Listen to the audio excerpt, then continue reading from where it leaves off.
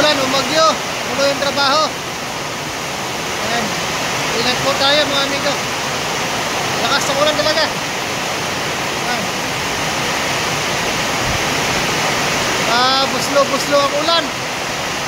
Ayan, tila. Ulan. Ayan. Kapit lang mga amigo. Grabe.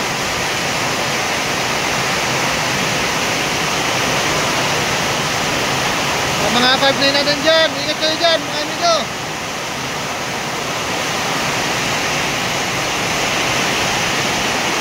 Nandito tayo sa Tempasil. Sobra, grado lang sa ulan. Ha? Ito pa.